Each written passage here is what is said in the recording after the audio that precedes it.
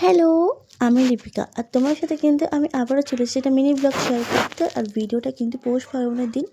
So ব্রেকফাস্টে আজকে আমি ডিম টোস্ট খেয়েছিলাম। ডিম টোস্টের হালটা দেখো তোমরা একবার। সো আর সকাল থেকে কিন্তু তোড়জোড় শুরু হয়ে গেছিলো পিঠে করার জন্য। এখানে আমার দিদি পিঠে করছিল, সব কিছু রেডি করে রাখছিল। এখানে সব গুড় টুড় রয়েছে। সো এখানে সব কিছু মাখামাখি করতে হয়েছিলো। আর আমি না পিঠে করতে একদমই পারি না। সবার ফার্স্টে কিন্তু এটাকে তেলে পিঠে করার জন্য এটাকে মাখানো হচ্ছে। সো তোমরা দেখতেই পেরেছো, ভালো করে এটাকে মাখিয়ে রাখছে। সব কিছু রেডি থাকলে কিন্তু তাড়াতাড়ি করে পিঠেটা কিন্তু হয়, যেহেতু প্রচুর পিঠে বাকি। সো এখানে সবার ফার্স্ট কিন্তু তেলে পিঠে আরম্ভ হয়ে গেছে।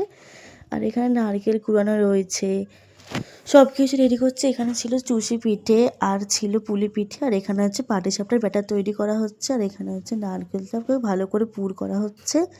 সো এখানে ডিজাইন করা হচ্ছে। আমি কিন্তু একটাও কিছু করিনি।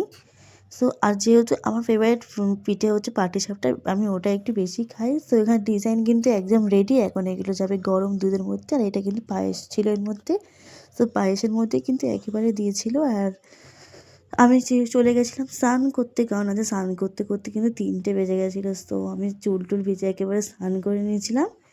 সো আমি স্নান করে দুপুরে লাঞ্চটা কিন্তু করে নিয়েছিলাম। আর লাঞ্চে ছিল কিন্তু সিম্পল বেগুন ভাজা আর একটু চিকেন। আর আমি লাঞ্চ করতে করতে টিভি দেখতে দেখতে কিন্তু এখানে তিলের নাড়ু খাচ্ছিলাম।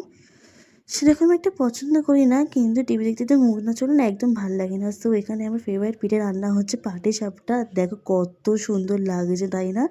এখানে তো ভালো করে পিঠেটা করা হচ্ছে।